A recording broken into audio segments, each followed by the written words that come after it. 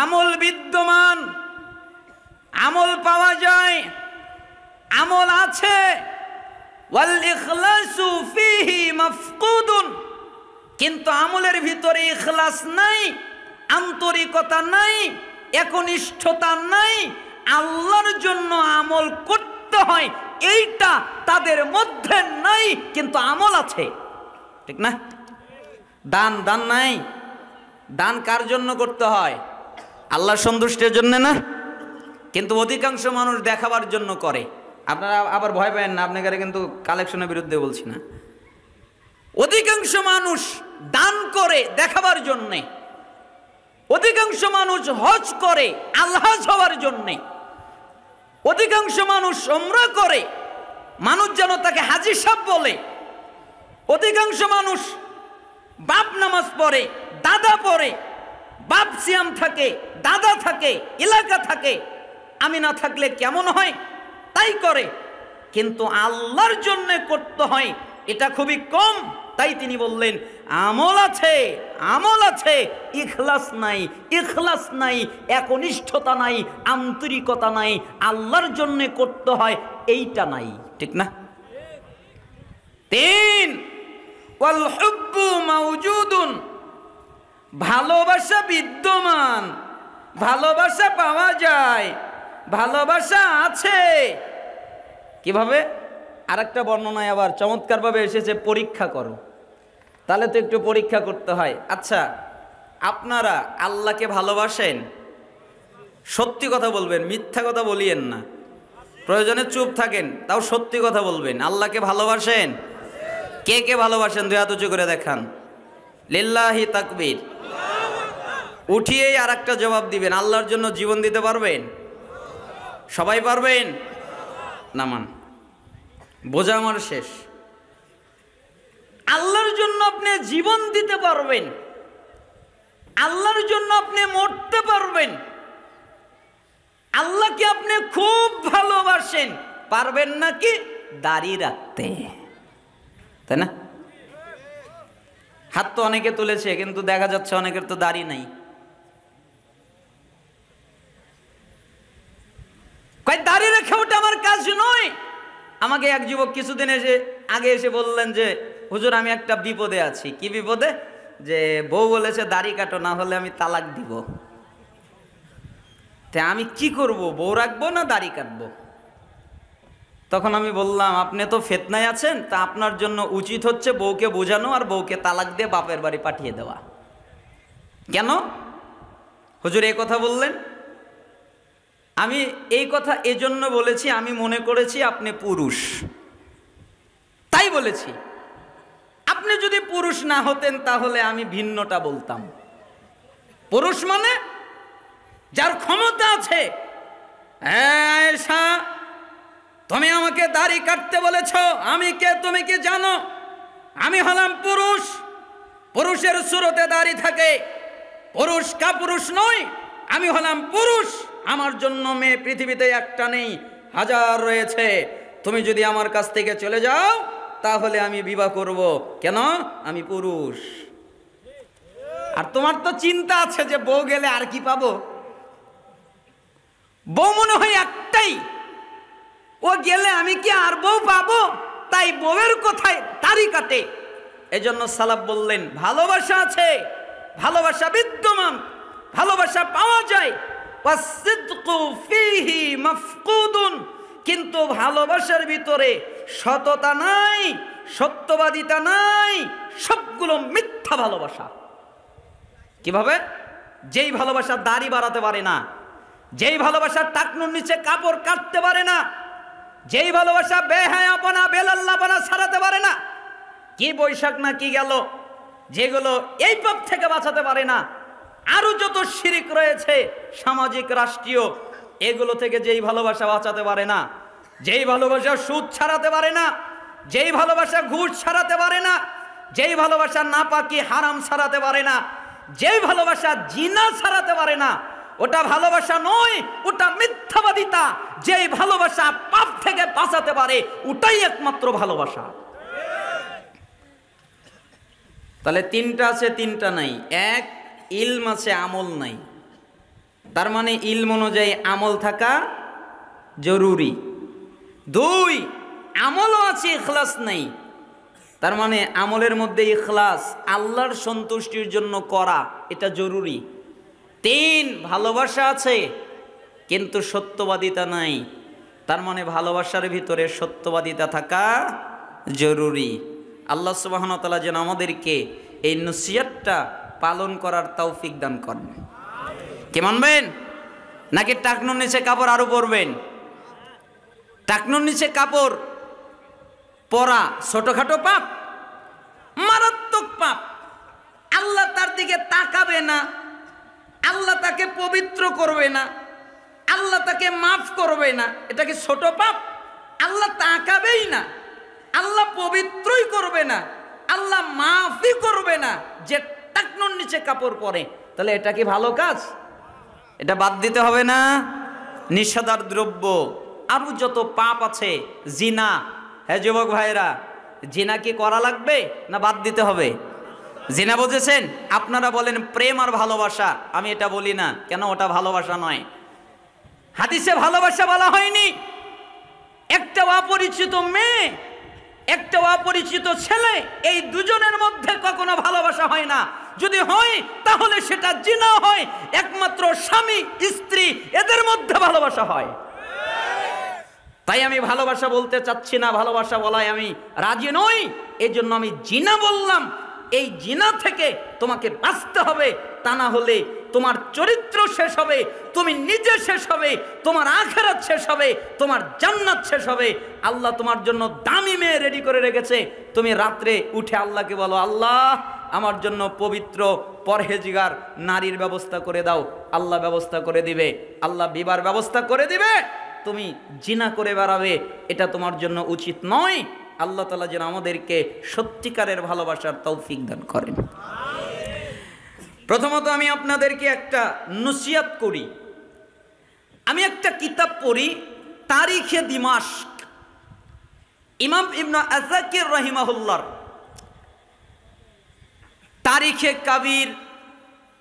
তারিখে কাবির মদিনাতি দিমাশক, বিভিন্ন নাম এসেছে, সংক্ষিপ্তভাবে তারিখে দিমাশক।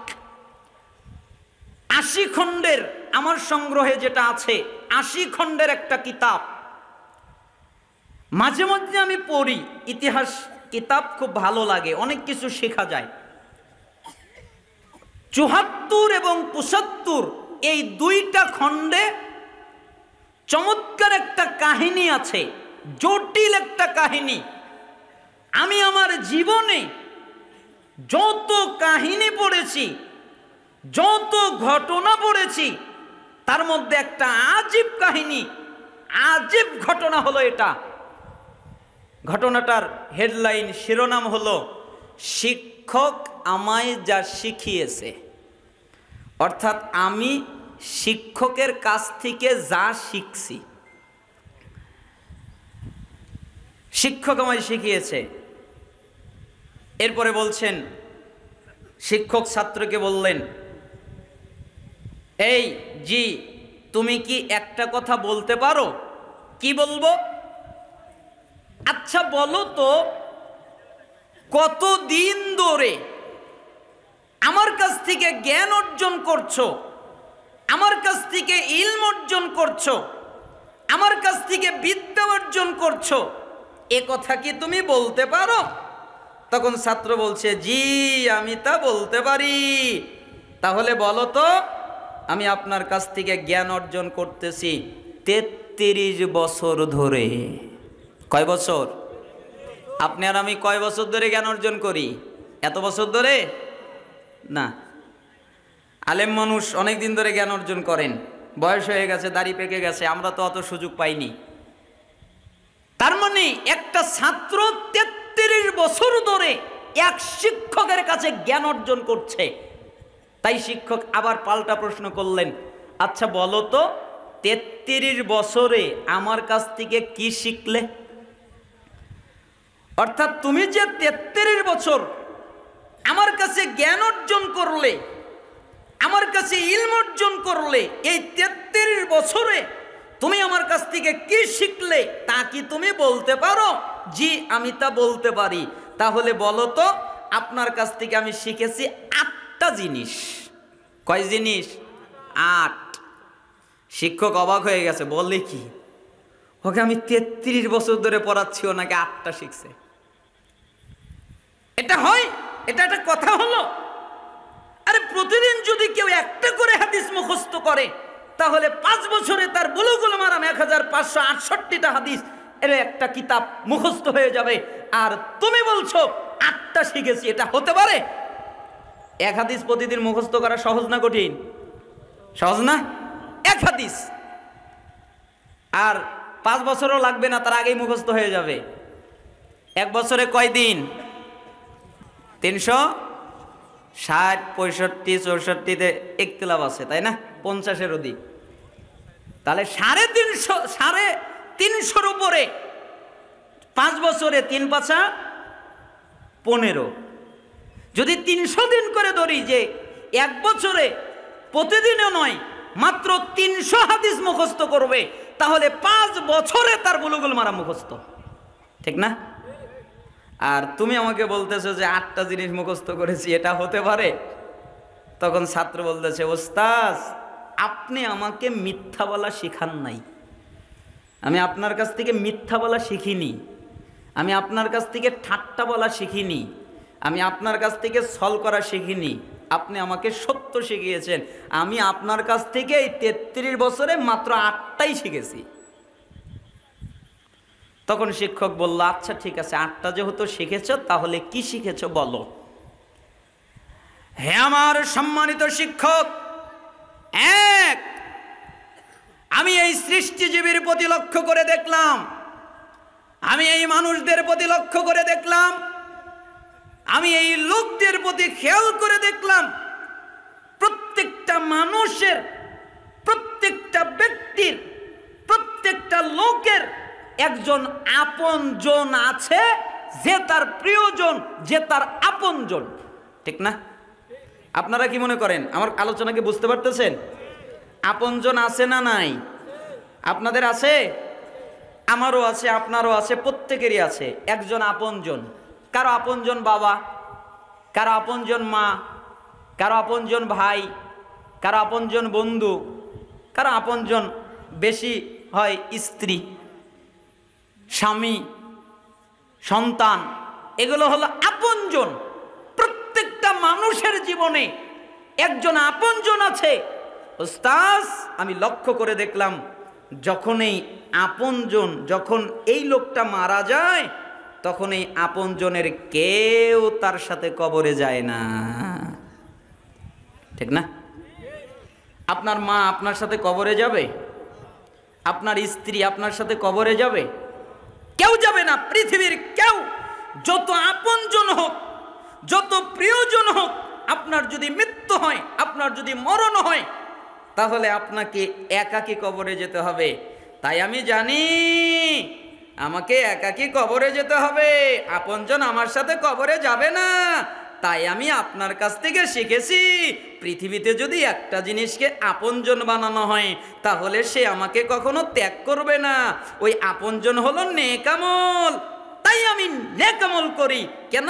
ও হলো আমার আপনজন, ও কখনোই আমাকে ত্যাগ করবে না, ঠিক না?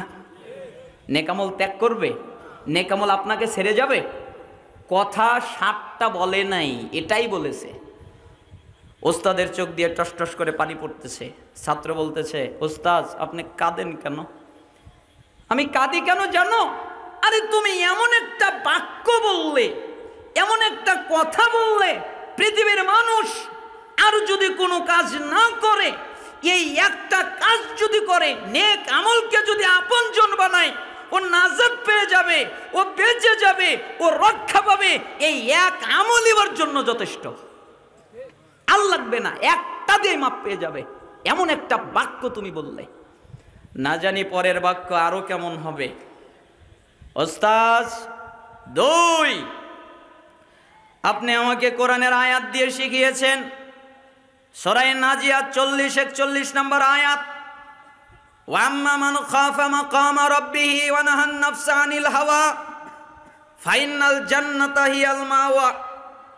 যে ব্যক্তি তার রবের সামনে দাঁড়াতে ভয় পায় যে আমাকে একদিন আমার রবের সামনে দাঁড়াতে হবে, আমার প্রভুর সামনে দাঁড়াতে হবে, আমার মালিকের সামনে দাঁড়াতে হবে, হায় হায় হায় আমি কিভাবে ঘুষ খেতে পারি, আমি কিভাবে সুদ খেতে পারি, আমি কিভাবে মিথ্যা বলতে পারি, আমি কিভাবে গীবত করতে পারি, আমি কিভাবে চগলখড়ি করতে পারি, আমি কিভাবে অন্যায় করতে পারি, আমি কিভাবে অপরাধ করতে পারি, আমাকে তো আমার রবের সামনে দাঁড়াতে হবে। তার মানে যে তার রবের সামনে দাঁড়াতে ভয় পায়, আসলে কি ভয়টা আমাদের মধ্যে আছে? সাহাবীদের মধ্যে ছিলেন মাইজ বিন মালিক। রাসূল সাল্লাল্লাহু আলাইহি সাল্লামের কাছে আসলেন, মুসলিমের হাদিস, হে আল্লাহর নবী, জি আপনি আমাকে পবিত্র করেন, যাও আল্লাহর কাছে মাফ চাও, আল্লাহ তোমাকে মাফ করে দিবে, ক্ষমা করে দিবে। চলে গেলেন, দ্বিতীয়বার আবার চলে আসলেন, আল্লাহর নবী, জি আপনি আমাকে পবিত্র করেন, তুমি কি আমার কথা বুঝতে পারো না? আমি তোমাকে বললাম আল্লাহর কাছে মাফ চাও, ক্ষমা চাও, আল্লাহ ক্ষমা করে দিবেন, চলে যাও। চলে গেলেন, তৃতীয়বার আবার চলে আসলেন, আল্লাহর নবী, জি আপনি আমাকে পবিত্র করেন, তুমি কি আমার কথা বুঝতে পারো না? আমি তোমাকে বলছি আল্লাহর কাছে মাফ চাও, ক্ষমা চাও, আল্লাহ মাফ করে দিবে, ক্ষমা করে দিবে, চলে যাও। তৃতীয়বার চলে গেলেন, চতুর্থবার আবার আসলেন, আল্লাহর নবী, জি আপনি আমাকে পবিত্র করেন। তখন মুহাম্মদ সাল্লাল্লাহু আলাইহি সাল্লাম বললেন, কি করেছো? চারবার। প্রথমবার বললেন না। আমাদের একটা আখলাক, আমাদের একটা চরিত্র, আমাদের একটা খাসলত, চাষটালে বসে থাকি আর আরেকজনে কি করে ওইগুলো দিয়ে পিন মারি, তাই না? খায়া কোনো কাজ নাই, কাম নাই। আসলে যার কাম নাই তার অকাম বেশি, তাই না? আর তো কাজ নাই, কি করবে? চাষটালে বসে বসে আরেকজনের বদনাম। যদি বলা হয় আব্দুর রহমান কি করেছে জানো, এই কি করেছে কি করেছে বল, অথচ বলা উচিত ছিল চুপ, যা করেছে করেছে, এখানে কি বাদ করবা না, বদনাম করবা না, চুপ থাকো। মুহাম্মদ সাল্লাল্লাহু আলাইহি সাল্লাম পাপ জানতে চাইলেন না, ফিরিয়ে দিলেন। যাও, খালি রফুল ইদাইন করার নাম আহলে হাদিস নয়, বুকে হাত বাঁধার নাম আহলে হাদিস নয়, জোরে আমিন বলার নাম আহলে হাদিস নয়, পায়ে পায়ে কাঁধে কাঁধ লাগানোর নাম আহলে হাদিস নয়। আরে আহলে হাদিস তো তারা যারা রাসূলের চরিত্রকে দিয়ে নিজের চরিত্রকে সাজিয়ে নেয়। আখলাকেও আহলে হাদিস হতে হবে, আদর্শেও আহলে হাদিস হতে হবে, শুধু আমল কেন্দ্রিক আহলে হাদিস নয়। তার মানে চারবার ফিরিয়ে দিলেন, তিনি পাপ জানতে চাইলেন না। চতুর্থবার বললেন, কি করেছো? তখন তিনি বলেন, আমি জিনা করে ফেলেছি। মুহাম্মদ সাল্লাল্লাহু আলাইহি সাল্লাম এখনো তাকে অভিশাপ দিচ্ছেন না, এখনো শাস্তি কায়েম করছেন না। এবার বললেন, সাহাবীরা, জি ও পাগল, তাই না? মায়েস পাগল। আমি ওকে বললাম আল্লাহর কাছে মাপ চাও, ক্ষমা চাও, আর ও আমাকে এসে বলছে আমি জিনা করেছি, ও পাগল না? তখন সাহাবীরা বললেন, জিনা, ও পাগল না, ও ভালো মানুষ। ও বুঝেছি, তাহলে মদ পান করেছে, জ্ঞান হারিয়ে গেছে, তাই আমার কথা বুঝতে পারে নাই, তাই না? সাহাবীরা বললেন, নাকটাকে মুখের সামনে লাগিয়ে দিয়ে বললেন, না মদ পান করেনি, পাগলও না, মদও পান করেনি, তে আমার কথা বোঝে না কেন? আমি বললাম আল্লাহর কাছে মাপ চাও, ক্ষমা চাও, যা প্রকাশ হয়ে গেছে, এখন আর কি করা যাবে? সাহাবীরা, তোমরা মাটিতে অর্ধ পর্যন্ত গাঢ় পাথর মেরে তাকে হত্যা করে দাও। এটা ফাঁসি নয় যে অল্পতে তার মৃত্যু হয়ে যাবে, এটা গলায় ছুরি ধরা নয় যে অল্পতে তার মৃত্যু হয়ে যাবে, এটা পাথর মেরে মেরে হত্যা করা। তোমরা তাকে হত্যা করে ফেলে দাও। মাইজ বিন মালিককে পাথর মেরে হত্যা করে দেওয়া হলো, এমনকি রক্ত বিভিন্ন সাহাবীদের গায়ে লেগে গেল, তাই কেউ কেউ অভিশাপ করা শুরু করে দিল। তখন রাসূল সাল্লাল্লাহু আলাইহি সাল্লাম বললেন, সাহাবীরা, আরে মাইজ যে তওবা করেছে, এই তওবা যদি তামাম পৃথিবীর মানুষের মধ্যে বন্টন করে দেওয়া হয়, তাহলে পৃথিবীর সমস্ত মানুষের জন্য মাইজের এক তওবাই যথেষ্ট, আর কিছু লাগবে না। কেন? মাইজের হৃদয়ে আল্লাহর ভয় ছিল যে আমি আল্লাহর সামনে কিভাবে দাঁড়াবো, আল্লাহ যদি আমাকে জিজ্ঞেস করে আমি কি বলবো। তাই তিনি দুনিয়ায় পবিত্র হতে চায় যে আল্লাহর সামনে আমি কিভাবে দাঁড়াবো, এটার নাম ভয়। তার মানে যে ব্যক্তি আল্লাহর সামনে দাঁড়াতে ভয় পায় আর প্রবৃত্তি যা বলে, প্রবৃত্তি বলে জিনা করে না, প্রবৃত্তি বলে চুরি কর, করে না। প্রবৃত্তি বলে মিথ্যা বলে না। প্রবৃত্তি বলে গীবাত কর, করে না। প্রবৃত্তি বলে সুদ খা, খায় না। প্রবৃত্তি বলে ঘুষ খা, খায় না। প্রবৃত্তি বলে হারাম খা, খায় না। প্রবৃত্তি বলে কারো গীবাত কর, করে না। প্রবৃত্তি বলে কাউকে গালি দেয় না। প্রবৃত্তি বলে কার সাথে খারাপ আচরণ কর, করে না। প্রবৃত্তি যা বলে তার সে উল্টা চলে। ফাইনাল জান্নাতা হিয়াল মাওয়া, তার জান্নাতি ঠিকানা। ওস্তাদ ৩, আমি এই পৃথিবীর মানুষের দিকে লক্ষ্য করে দেখলাম, প্রত্যেকটা মানুষের, প্রত্যেকটা লোকের দামি জিনিস আছে না? আপনারা কি মনে করেন আপনাদের দামি জিনিস আছে না নাই? আছে। প্রত্যেকটা মানুষের দামি জিনিস আছে, যেটা দামি জায়গায় রাখে। দামি জিনিস কোথায় রাখে? দামি জায়গায়। আর আপনি আমাকে শিখিয়েছেন, আল্লাহ তাআলা বলেছেন, মা ইনদাকুম ইয়ানফাদু ওয়া মা ইনদাল্লাহি বাকিন। তোমাদের কাছে যা আছে তা শেষ হয়ে যাবে, কিন্তু আল্লাহর কাছে যা আছে তা চির অক্ষত, কখনো শেষ হবে না। তোমাদেরটা শেষ হয়ে যাবে আর আল্লাহরটা শেষ হয়ে যাবে না। তাই আমি বুঝলাম, তাই আমি জানলাম, তাই আমি আমার মালিকানায় যা আসে, আমার মালিকানায় যা আসে আমি তা আল্লাহর কাছে পাঠিয়ে দেই। কেন? আমি জানি দুনিয়ায় থাকলে শেষ হয়ে যাবে, আল্লাহর কাছে থাকলে তা শেষ হবে না। দুনিয়ায় আপনার কি? আপনার বাহন শেষ হয়ে যাবে এক সময়, আপনার দালান শেষ হয়ে যাবে এক সময়, আপনার অর্থ শেষ হয়ে যাবে এক সময়, আপনার শরীরের এত বল, এত ক্ষমতা শেষ হয়ে যাবে এক সময়, আপনার যা আছে সবকিছু শেষ হয়ে যাবে, কিন্তু আল্লাহর কাছে যা আছে ওটা কি শেষ হবে না। তাই আমার মালিকানায় যা আসে তা আমি আল্লাহর কাছে পাঠিয়ে দেই। তার মানে এখান থেকে শিখলাম যে দান করতে হয়। 4, আমি পৃথিবীর মানুষের প্রতি লক্ষ্য করে দেখলাম, প্রত্যেকটা মানুষ নিজেকে আভিজাত্য মনে করে, প্রত্যেকটা মানুষ নিজেকে সম্মানিত মনে করে। তারা মনে করে আমি আভিজাত্য, তারা মনে করে আমি সম্মানিত। আরে আমার মতো সম্মানিত কেউ আছে? আমি তো এমপি, আমি তো নেতা, আমি তো মন্ত্রী, আমি তো বক্তা, আমি তো এটা, আমি তো সেটা, আমি তো কত কিছু। তার মানে নিজেকে নিজে দামি মনে করে। কিন্তু আপনি আমাকে শিখিয়েছেন, আল্লাহ তাআলা বলেছেন, ইন্না আকরামাকুম ইনদাল্লাহি আতকাকুম। তোমাদের মধ্যে ওই ব্যক্তি সবচেয়ে আভিজাত্য, সবচেয়ে সম্মানিত যেই ব্যক্তি তাকওয়াবান। যে ব্যক্তি কি বান? তাকওয়াবান। তাকওয়া মানে সমস্ত পাপ থেকে সে বেঁচে চলে, পাপের কাছে যায় না, যথাসাধ্য চেষ্টা করে, পাপ এড়িয়ে থাকে, পাপ থেকে বেঁচে চলে। এই লোক পাপের কাছে যায় না, তার মানে এ হলো তাকওয়াবান, এ হলো সম্মানিত, এ হলো মর্যাদাবান। তাই আমি এটা আমার উপরে ওয়াজিব করে নিয়েছি যে মর্যাদা, যদি মর্যাদাবান হতেই হয়, তাহলে সম্মানিত যদি হতেই হয়, একমাত্র আল্লাহর কাছে সম্মানিত হব, আল্লাহর কাছে মর্যাদাবান হব। পৃথিবীর কারো কাছে আমার মর্যাদাবান হওয়ার দরকার নেই। আমি যদি আল্লাহর কাছে মর্যাদাবান হই, তাহলে আমি মর্যাদাবান, সম্মানিত। আর আল্লাহর কাছে যদি হতে না পারি, তাহলে আমি মর্যাদাবান নাই। হে আমার সম্মানিত শিক্ষক, 5, আমি সৃষ্টিজীবীর প্রতি লক্ষ্য করে দেখলাম, একজন আর একজনকে অভিশাপ দেয়, একজন আর একজনের প্রতি দোষারোপ করে, আর এগুলো সব হয়ে যায় হিংসার কারণে। আপনি আমাকে বলেছেন, আল্লাহ তাআলা শিখিয়েছেন, আমি প্রত্যেককে তার রিজিক বন্টন করে দিয়েছি। এই আয়াতের প্রতি আমার বিশ্বাস আছে, তাই আমি কারো প্রতি অভিশাপ দেই না, কারো প্রতি দোষারোপ করি না। কেন? আমি জানি আমার রিজিক আমি খাবো, আমারটা কেউ খাবে না। আর ওরটা ওই খাবে, ওরটাও আমি খাবো না। আমারটা আমি, ওরটা ও। তাই ওর প্রতি আমার কোনো দোষারোপ নেই, ওর প্রতি আমার কোনো অভিযোগ নেই, ওর প্রতি আমার কোনো হিংসা নেই। কেন আমি অভিশাপ দিব? কেন আমি দোষারোপ করব? কেন আমি হিংসা করব?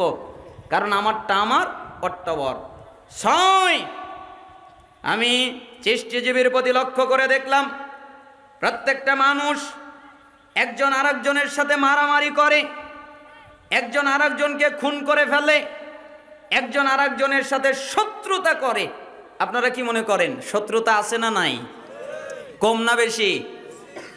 একজন আত্মীয় স্বজন একজনের সাথে আরেকজনের কোনো মিল নাই, ভাইয়ে ভাইয়ে কোনো মিল নেই, বন্ধুতে বন্ধুতে মিল নেই, প্রতিবেশীতে মিল নেই, একজন আরেকজনের সাথে শত্রুতা করে, একজন আরেকজনকে শত্রু মনে করে যে সে আমার শত্রু, আমি তার শত্রু, এটা মনে করে। কিন্তু আমি তা নয়। আমি আল্লাহকে বলতে শুনেছি, আল্লাহ তাআলা বলেছেন ইন্নাশ শাইতানা লাকুম আদুউন ফাত্তাখিযুহু আদুওয়া, নিশ্চয়ই শয়তান তোমাদের প্রকাশ্য শত্রু, প্রকাশ্য দুশমন। যদি শত্রু বানাতে হয় তাহলে একমাত্র শয়তানকে শত্রু বানাও। শত্রুকে জোরে বলেন, শত্রুকে। তখন ছাত্র বলছে, হে আমার উস্তাদ, এই শত্রু শয়তান আমার বাপ আদমকে জান্নাত থেকে বের করেছে, এই শত্রু শয়তান আমার মাকে জান্নাত থেকে বের করেছে, এই শত্রু শয়তান আমাদেরকে জান্নাত থেকে বের করেছে, আমাদের ঘর ছাড়া করেছে, আমাদের বাড়ি ছাড়া করেছে। যে আমাদের ঘর ছাড়া করেছে, যে আমাদের বাড়ি ছাড়া করেছে, সেই আমাদের শত্রু আরো হলো শয়তান। তাই পৃথিবীর কাউকে আমি শত্রু বানাই না, একমাত্র শয়তান ছাড়া। ওই শয়তানই আমার শত্রু। বলেন আপনার আমার শত্রুকে? আরো জোরে বলেন আপনার আমার শত্রুকে? কোন মানুষ আমাদের শত্রু, কোন ভাই আমাদের শত্রু, কোন লোক আমাদের শত্রু। তাহলে শত্রু বানাবো কাকে? শয়তানকে। তাই আমি পৃথিবীর কাউকে শত্রু বানাই না, পৃথিবীর কেউ আমার শত্রু এটা আমি মনে করি না, চাই না। আমি জানি শয়তান আমার শত্রু। 7, আমি সৃষ্টিজীবীর প্রতি লক্ষ্য করে দেখলাম এরা ইনকাম করে, হালাল হারামের বাজ বিচার করে না। এদের টাকা হলেই হলো, কোন টাকাটা হালাল, কোন অর্থটা হালাল, কোন খাদ্যটা হালাল, কোন সম্পদটা হালাল, এটার চিন্তা করে না। কোনটা হারাম এটার চিন্তা করে না। তারা গরু ছাগলের মতো খালি আর্ন করে, খালি কামাই করার চিন্তা করে, হালাল হারামের বাজ বিচার করে না। এটা তারা করে না। কিন্তু আমি আল্লাহকে বলতে শুনেছি, আল্লাহ তাআলা বলেছেন ওমা খালাকতুল জিন্না ওয়াল ইনসা ইল্লা লিয়াবুদুন, আমি মানুষকে আর জিনকে তৈরি করেছি একমাত্র আমার ইবাদত করার জন্যে। মানুষ আর জিনকে কেন তৈরি করা হয়েছে? আমার ইবাদত করবে। মা উরিদু মিনহুম মির রিজকিন ওয়া মা উরিদু আইয়ুতঈমুন, আমি এদের কাছে কোনো রিজিক চাই না যে এরা আমাকে রিজিক দেবে। আমি এদের কাছে কোনো খাদ্য চাই না যে এরা আমাকে খাদ্য দিবে। ইন্নাল্লাহ হুয়ার রাজ্জাক, নিশ্চয়ই আল্লাহ তিনিই হলেন রিজিক দাতা। তার মানে আমি আল্লাহ রিজিক দাতা, আমি এদের কাছে রিজিক চাই না। আমি এদেরকে বানিয়েছি, এরা আমার ইবাদত করবে আর আমি এদেরকে রিজিক দিব। কি আল্লাহ যে রিজিক দিতে পারে বিশ্বাস হয় না? হাদিসে এসেছে ইন্নার রিজকা লা ইয়াতলুবুল আবদা কামা ইয়াতলুবুহু আজালুহু, বান্দার রিজিক তাকে ওইভাবে খোঁজে যেভাবে মৃত্যু খোঁজে। মৃত্যু যেরকম আপনার পিছনে ধাওয়া করে, মৃত্যু যেরকম করে আপনাকে খুঁজে বেড়ায়, ঠিক রিজিকও আপনাকে খুঁজে বেড়ায়। মৃত্যু যতক্ষণ পর্যন্ত আপনার সাথে সাক্ষাৎ না করবে ততক্ষণ পর্যন্ত যাবে না। ঠিক রিজিকও যতক্ষণ পর্যন্ত আপনার সাথে। একটা মুশরিকের মধ্যে, একটা ইমানদারের মধ্যে পার্থক্য নামাজ, সালাত। ইমানদাররা সালাত আদায় করে, কাফের মুশরিকরা সালাত আদায় করে না। তিরমিজি 2618 নম্বর হাদিস, বাইনাল কুফরি ওয়াল ঈমান তারকুস সালাহ, নিশ্চয়ই একটা ইমানদার আর একটা কাফের এদের মধ্যে পার্থক্য নামাজ। যারা ইমানদার তারা নামাজ আদায় করে, যারা কাফের তারা নামাজ আদায় করে না। তিরমিজি 2621 নম্বর হাদিস, আল আহদুল্লাযী বাইনানা ওয়া বাইনাহুমুস সালাহ ফামান তারাকাহা ফাকাদ কাফার। আমাদের মধ্যে আর তাদের মধ্যে পার্থক্য, আমরা যারা ইমানদার তারা নামাজ আদায় করি, তারা যারা কাফের তারা নামাজ আদায় করে না। এটা হলো আমাদের মধ্যে পার্থক্য। ইবনে মাজাহ 1080 নম্বর হাদিস, লাইসা বাইনাল আবদি ওয়াশ শিরকি ইল্লা তারকুস সালাহ ফাইদা তারাকাহা ফাকাদ আশরাক। নিশ্চয় একটা মুশরিক, একটা কাফের, একটা ঈমানদার, এদের মধ্যে পার্থক্য নামাজ। যেই ব্যক্তি নামাজ ছেড়ে দিল ওই ব্যক্তি শিরক করলো। তার মানে যে নামাজ পড়লো না ও কি করলো? শিরক করলো। 4টা হাদিস দ্বারা প্রমাণিত হয়, রাসূল সাল্লাল্লাহু আলাইহি সাল্লামের বাণী দ্বারা। আরো অনেক আছে। ওয়ালা তাতরুকান্না সালাতান মাকতুবাতান মুতাআম্মিদান ফাইন্না মান তারাকা সালাতান মাকতুবাতান মুতাআম্মিদান ফাকাদ বারিয়াত মিনহু যিম্মাতুল্লাহ। তোমরা ইচ্ছা করে ফরজ সালাত ছেড়ে দিও না, কারণ যারা ইচ্ছা করে ফরজ সালাত ছেড়ে দেয় আল্লাহ তাআলা তাদের উপর থেকে দায়িত্ব উঠিয়ে নেয়। সালাফরা বলেছেন দিনের দায়িত্ব উঠে যায়, তাদের প্রতি কোনো দিনের দায়িত্ব থাকে না। 5 হাদিস দিয়ে প্রমাণিত হলো যারা নামাজ পড়ে না রাসূলের ফতোয়ায় তারা মুসলমান না। পরবর্তী প্রজন্ম কারা? সাহাবী। আলী রাদিয়াল্লাহু আনহু বলেন, মাল্লাম ইউসাল্লি ফাহুয়া কাফিরুন। যারা সালাত আদায় করে না ওরা কাফের। আব্দুল্লাহ বিন মাসউদ রাদিয়াল্লাহু আনহু বলেন, মান তারাকাস সালাত ফালা দীন লাহু। যারা সালাত আদায় করে না তাদের দিন নেই, তাদের ধর্ম নেই। এই উঠবেন না, 5-10 মিনিটের মধ্যে শেষ করে দিব। গুনাহ মাফ করে তারপরে উঠবেন। মনে নাই হাদিস? শেষ পর্যন্ত থাকলে কি মাফ হবে? গুনাহ মাফ করে উঠবেন। আমি চাই আপনার গুনাহ শয়তান যেন এখন সবল না দেয়। এখন শয়তান বলবে, ওঠ বাড়িতে যা, তোর গুনাহ এত মাফের দরকার কি, যা কাজ আছে। শয়তানকে সুযোগ দিবেন না, গুনাহ মাফ করে নিয়ে উঠবেন। তার মানে আব্দুল্লাহ ইবনে মাসউদ রাদিয়াল্লাহু আনহু বললেন, যে সালাত আদায় করে না তার দিন নেই, তার ধর্ম নেই। আবু দারদা রাদিয়াল্লাহু আনহু বলেন, লা ঈমানা লিমান লা সালাতা লাহু। ওই ব্যক্তির ঈমান নেই যেই ব্যক্তি সালাত আদায় করে না। তাহলে সাহাবীদের ফতোয়ায় যারা নামাজ পড়ে না মুসলমান না কাফের? পরবর্তী প্রজন্ম তাবি। তিরমিজি 2622 নম্বর হাদিস, আব্দুল্লাহ বিন শাকিক তিনি বলেন, কানা আসহাবু মুহাম্মদ সাল্লাল্লাহু আলাইহি ওয়াসাল্লাম লা ইয়ারাউনা শাইআম মিনাল আ'মাল তারকুহু কুফরুন গায়রাস সালাহ। সাহাবীরা আমলের মধ্যে কোনো আমল ছেড়ে দেওয়াকে কুফরি মনে করতেন না, একমাত্র সালাত ছাড়া। কেউ যদি সালাত ছেড়ে দিত তাহলে তাদেরকে কাফের মনে করা হতো। তার মানে রাসূলের ফতোয়া, সাহাবীর ফতোয়া, তাবির ফতোয়া দ্বারা প্রমাণিত, এমনকি সালাফদের ফতোয়া দ্বারা প্রমাণিত, যারা সালাত ত্যাগ করে, তরক করে, তারা মুসলমান নাই। আর বলে কি, নামাজ না পড়লে কি হবে, আমার ঈমান ঠিক আছে। ওমর ইবনুল খাত্তাবের কথা মনে নাই? তাকে যখন একজন ঘাতক হত্যা করলেন ফজরের সালাতের মধ্যে, তিনি পড়ে গেলেন। যখন তার জ্ঞান ফিরে পেল, আমরা অপারেশন হলে আমাদের জ্ঞান ফিরে পেলে আমাদের আত্মীয় স্বজনদের ডাকি, আব্দুল্লাহ কই, আব্দুর রহমান কই, অমুক কই, তমুক কই। কিন্তু মুহাম্মদ সাল্লাল্লাহু আলাইহি সাল্লামের সাহাবী ওমর ইবনুল খাত্তাব রাদিয়াল্লাহু আনহু জ্ঞান ফিরে পেয়ে সাহাবীদের জিজ্ঞেস করলেন, লোকেরা কি নামাজ আদায় করে নিয়েছে? তখন সাহাবীরা বললেন, জি, সালাত তো আদায় করে নিয়েছে। তখন তিনি নিজেকে ধিক্কার দিচ্ছেন আর বলছেন, লা হাজ্জা ফিল ইসলাম লিমান তারাকাস সালাহ। ওই ব্যক্তির ইসলামে কোনো জায়গা নেই যেই ব্যক্তি সালাত আদায় করে না। ওমর ইবনুল খাত্তাবের 1 রাকাত ছুটে গিয়েছিল, তাই তিনি আশঙ্কা করেছিলেন তার সালাতের কি হবে। আর আপনার দৈনিক 5 ওয়াক্ত ছুটে যায়, আর আপনি বলেন আমি নামাজ না পড়লে কি হবে, আমার ঈমান ঠিক আছে। আরে ভাই, তোমার তো ঈমানই নাই। ঠিক থাকা না থাকা তো পরের কথা। তোমার তো এক নেকিও কামাই করতে পারোনি, ব্যাগে যা পড়েছ সব পড়ে গেছে। এর দ্বারা কি বুঝলেন? সালাত আদায় করতে হবে না হবে না? সালাফরা ফতোয়া দিয়েছেন, যারা সালাত আদায় করে না তাদের সম্পত্তির পুরো বছর সিয়াম পালন করে যে নেকি হবে, ওই নেকি আল্লাহ সুবহানাহু ওয়া তাআলা দান করবেন। আর এই সিয়ামটা কিভাবে রাখবেন? প্রত্যেক দিন রাখতে পারেন, একাধারে 6 দিন। আবার মাঝখানে গ্যাপ দিয়ে দিয়েও রাখতে পারেন। আজকে মনে হলো রাখলাম, 2 দিন গ্যাপ দিলাম, 1 দিন গ্যাপ দিলাম, অথবা কয়েকদিন গ্যাপ দিলাম। এইভাবে এই মাসের ভিতরে 6 দিন পূর্ণ করবেন। আর যদি কাজা থেকে থাকে, কাজা আগে আদায় করার চেষ্টা করবেন, পরেও আদায় করা যায়।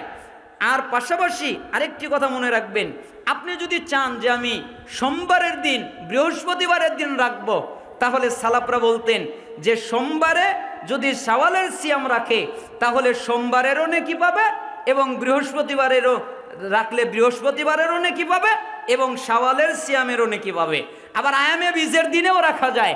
আয়ামে বীজের দিনে রাখলে আয়ামে বীজের নেকিও পাবে এবং সাথে শাওয়ালের নেকিটাও পাবে। যে কোনোভাবে এই মাসের মধ্যে আপনি 6টা সিয়াম রাখলেই হবে, কোনো পদ্ধতি নাই। শুক্রবারই কি, বৃহস্পতিবারই কি, আর সোমবারই কি, আর বৃহস্পতিবারই কি, আর আয়ামে বেজের দিনই কি, আপনি 6টা সিয়াম পালন করলেই হক আদায় হয়ে যাবে। আল্লাহ সুবহানাহু ওয়া তাআলা আমাদেরকে আর আপনাদেরকে আর একটা কথা, যে এই যুবকরা মিলে সুন্দর একটা ওয়াজ মাহফিলের আয়োজন করেছেন। টাকা পয়সার প্রয়োজন, দরকার, জরুরিয়াত। এই জন্য আপনারা পুরুষ এবং নারী যারা আছেন, আমার ওইভাবে কালেকশন করার অভ্যাস নেই, আপনারা মজলিসে 5 টাকা পড়েন। কেউ রুমাল নিয়ে যাবে? 5 টাকা পড়েন, 10 টাকা পড়েন, 100 পড়েন, 500 পড়েন, যে যা পারেন। ওই দানের কথা মনে আছে না, যে আমরা যদি কিছু আল্লাহর কাছে রেখে দেই তাহলে ওটা আমাদের থাকবে। এই জন্য যে যা পারেন তাই আপনারা দান করে যাবেন, বৈঠকে এসে দিয়ে যাবেন। আমি দোয়া করি আল্লাহ সুবহানাহু ওয়া তাআলা আপনাদের দানে বারাকা দান করুন। আমি কিছু প্রশ্নের উত্তর দিচ্ছি, আর আপনারা, আমি একজন দোকানদার, আমি বিড়ি সিগারেট দ্রব্য ক্রয় করি, এতে আমার কি সালাত আদায় বা কবুল হবে? বিড়ি সিগারেট বিক্রির জন্য ক্রয় করেন, বিক্রিটা হারাম, কিন্তু এটা সালাত হবে না এই মর্মে কিছু আসেনি। এসেছে কেউ যদি এটা খায় তাহলে তার সালাত ইবাদত কবুল হতে 40 দিন লাগবে, নিষেধাজ্ঞ দ্রব্য যদি পান করে, এরকম বর্ণনা এসেছে। স্ত্রীর প্রতি স্বামীর কর্তব্য কি? স্ত্রীর প্রতি স্বামীর অনেক কর্তব্য আছে। যেমন স্ত্রীকে স্বামী পর্দায় রাখবে, স্ত্রীকে স্বামী শ্রদ্ধা করবে, স্ত্রীকে স্বামী দিন শেখাবে, স্ত্রীকে স্বামী সলাতের আদেশ করবে, সিয়ামের আদেশ করবে, দানের নসিহত করবে, পর্দার কথা বলবে, নিজের সতীত্ব হেফাজত করার কথা বলবে, নিজে যা খাবে যেই পরিমাণ ওই পরিমাণ খাওয়ানোর চেষ্টা করবে, কিপটামি করবে না। আরও অনেক রয়েছে, আপনারা যে কোনো বই পড়ে নেবেন।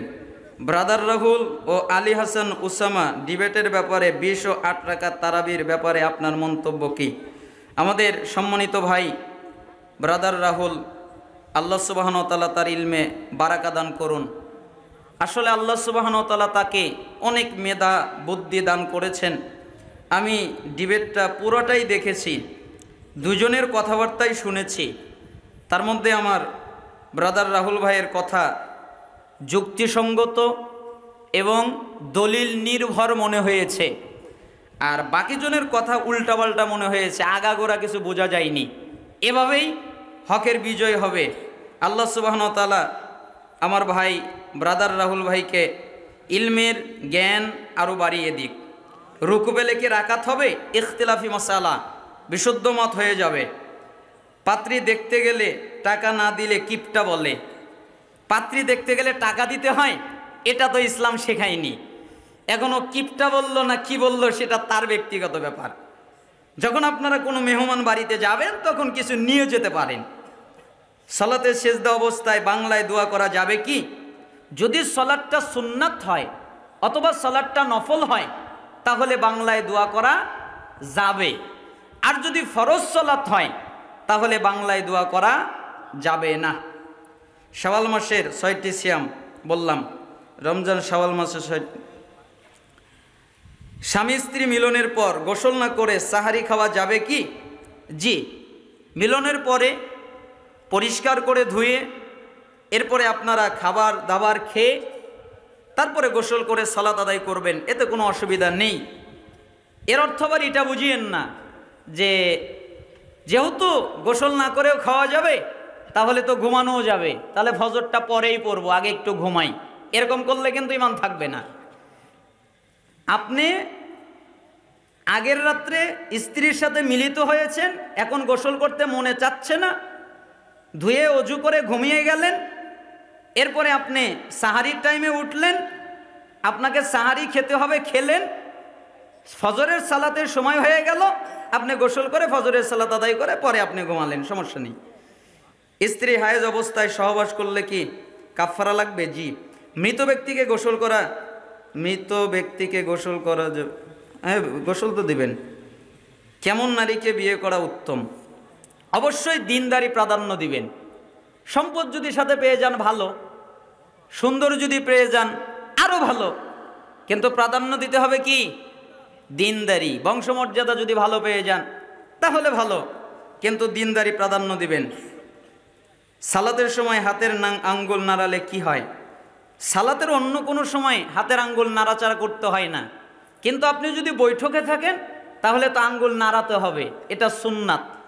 যখন আপনি তাশাহুদে বৈঠকে থাকবেন পুরোটা সময় আপনি আঙ্গুলটা নাড়াবেন। দুটা বর্ণনা এসেছে, কেউ বলেছে সোজা রাখবে, কেউ বলেছে নাড়াবে। নাড়ানোটা বেশি বিশুদ্ধ। মেয়ের বিয়েতে মেয়ের বাবা কবুল বলবে না মেয়ে কবুল বলবে? মেয়ের বাবা কেন কবুল বলবে?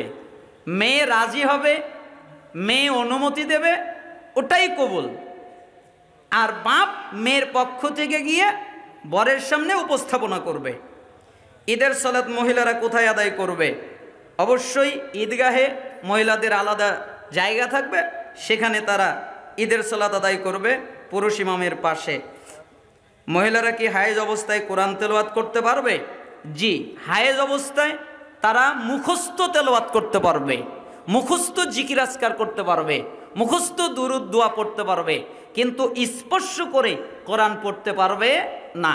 তবে যেই হাদিসের কিতাবগুলো আছে অথবা ইসলামিক কিতাবগুলো আছে অথবা তাফসিরগুলো আছে যেটা মূল আরবি নয়, কোন সালাফ অনুমতি দিয়েছেন এটা ধরতেও পারবে, পড়তেও পারবে, কিন্তু মূল মুসহাফ যেটা মূল আরবি কোরআন এটা ধরতে পারবে না। ফরজ সালাতের পর সম্মিলিত মোনাজাত করা যাবে না কেন? রাসূলকে অপমান করা হবে তাই যাবে না।